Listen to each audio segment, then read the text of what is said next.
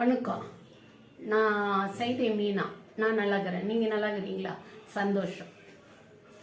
என்னன்னா, மார்கழி முடிஞ்சிடுச்சு, பொங்கலும் பூச்சு. நான் இப்போ உங்களாண்ட கோலத்தை பற்றி 2 வார்த்தை பேசலான்னு வந்துக்கிறேன். வாசலில் ஏன் கோலம் போடுறோம்? வாசல் சும்மா இருந்தது, அதனால கோலம் போட்டேன்னு சொல்லக்கூடாது. அப்படி கூட எடுத்துக்கலாம். வாசல் இப்போ மூஞ்ச கழுவிட்டு கண்ணாடியில் பாருங்க. அப்பால டவுலோண்டு ஒரு பொட்டு வச்சுன்னு மூஞ்ச பாருங்க கண்ணாடியில். ஒரு சின்னதாக ஒரு பளிச்சு அப்படி இருக்கும். அது மாதிரி தான் வாசலும். ஒரு வாசலாக இருக்கிறதுக்கும் தவளோண்டு ஒரு 3 புள்ளி 4 புள்ளி வச்சு ஒரு கோலம் போட்டு பார்க்கறதுக்கு இருக்கிற வித்தியாசம் நல்லா தெரியும் எல்லாருக்கும். இன்னொன்று என்னன்னா, கோலம் தமிழ்நாட்டில் தான் கோலம் போட ஆரம்பிச்சதான் ஆன்னு சொல்கிறாங்க. அது நம்மளுக்கு பெருமை தானே என்ன? இப்போ இது ஒரு வாசலில் கோலம் போட்டாக்கா லட்சுமி வருவான்னு சொல்லுவாங்க. லட்சுமி வருவான்னு சொல்லிட்டு இல்லைன்னா என்ன சொல்லுவாங்க, அதுக்கு கலர் பொடி எல்லாம் போட்டு அது அன்றைக்கி ஒரு விசேஷமாக வச்சாக்கா அது ஒரு நல்ல நாள். இல்லைன்னா யாருன்னா வராங்க, அந்த மாதிரி முக்கியமான விசேஷத்துக்கு யாருன்னா வராங்க, அதனால தான் அந்த மாதிரி போடுறதுன்னு சொல்லிட்டு. நான் எதுவாக இருந்தாலும் கோலம்னாலும் சரி, பண்டிகைனாலும் சரி, ஒரு நாள் எதுனா ஒரு விசேஷம்னாலும் சரி, அந்த கோலமும் நம்மளாண்டையே இருக்குது. அது ஒரு பழக்கமாக நம்மளால இருக்குது. இப்போ நம்ம புளிக்கோலம், கம்பி கோலம்ன்றோம். வடக்கு என்ன சொல்லுவாங்க, ரங்கோலி. அந்த ரங்கோலியில் ரங்கனுக்கு இதில் அந்த வார்த்தைக்கு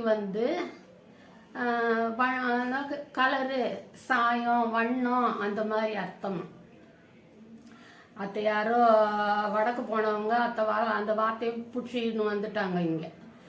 அத்தால் தான் என்னென்னா, இந்த தென்னாட்டிலெல்லாம் ஒரு புடவை எடுத்தோன்னு வைங்களேன் கடையில், பக்கத்து வீட்டில் இருக்கிறவங்களாண்ட காமிச்சோம்னா அவங்க என்ன சொல்லுவாங்க தெரியுமா, தென்னாட்டிலெல்லாம் நல்லா ரங்காக்குதுன்னுவாங்க, அதாவது நல்ல கலராக்குதுன்னுவாங்க. அந்த வார்த்தையை தான் யாரோ வடநாட்டுக்கு போனவங்க அந்த வார்த்தையை இஸ்துன்னு வந்துட்டாங்க. ஒன்றும் கீது என்னன்னு கேட்டிங்கன்னாக்கா, வீட்டில் இருக்கிற பெரியவங்க என்ன சொல்லுவாங்க, வாசல் தொளிச்சு கோலம் போடுமே அப்படின்வாங்க. தென்னாட்டில் என்ன சொல்லுவாங்கன்னாக்கா,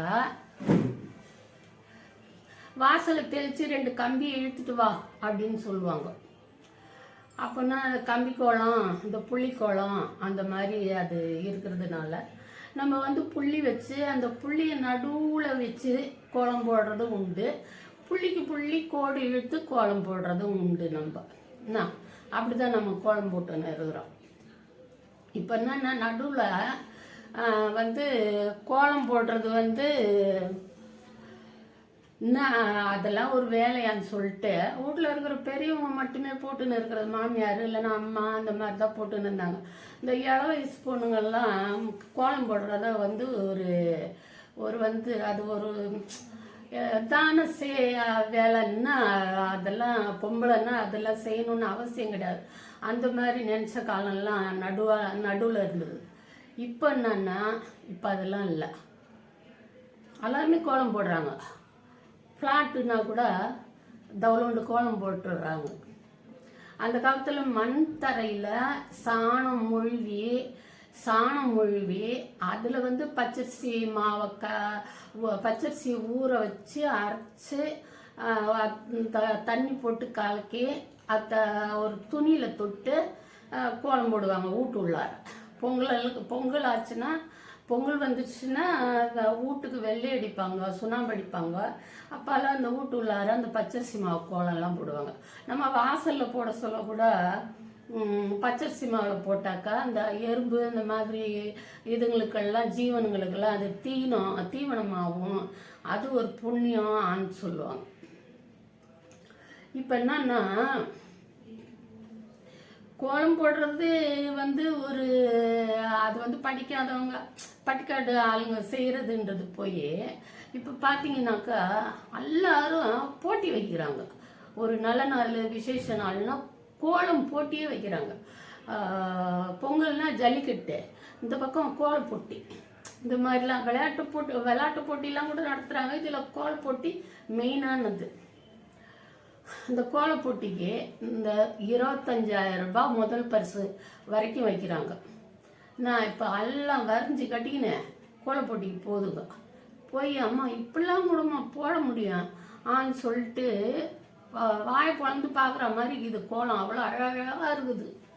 இவ்வளோ திறமையெல்லாம் வச்சுன்னு அத்தை ஏன் மறைப்பானே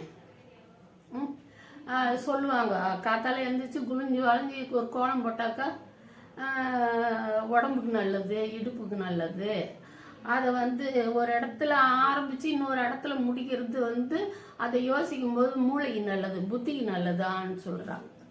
அப்படி இருக்க சொல்ல பண்டிகைக்கு நல்ல நாளுக்கு மட்டும் கோலம்ன்றது இல்லாமல் அது என்னன்னா அது ஒரு டெய்லி காலைல எழுந்திரிச்சு ஒரு பொண்ணு தான் வாசல் தொளிச்சு கோலம் போடணும் ஆன்றதுனால தான் அது என்னத்துக்கு அதுன்ற மாதிரி நினைக்குதுங்க.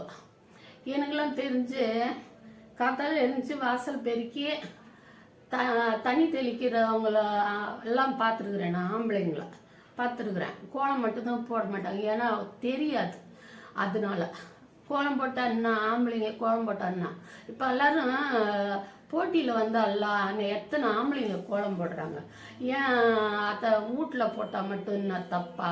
பொம்பளை பிள்ளைங்களே அது மாதிரி தப்புன்னு நினச்சின்னு அது ஒரு இந்த காரியம். அது அது ஒரு சாதாரண இது. அது என்னத்துக்கு நாம் செய்யணும்னு சொல்ல நினச்சது போக இப்போ எல்லாருமே அதில் இறங்கிட்டாங்க. அது ரொம்ப சந்தோஷமாகுது மனசுக்கு. இது அழிஞ்சு போகாத இன்னும் அடுத்த தலைமுறைக்கும் அதை எடுத்துன்னு போகிறது ரொம்ப சந்தோஷமாகுது. நான் இந்த மாதிரி போட்டிலாம் வச்சு எல்லாரையும் ஊக்கப்படுத்தினே இருங்க. அது எல்லாருக்குமே நல்லது. அவ்வளோதான் சொல்லி முடிக்கிறேன். நான் அப்பால வரேன்.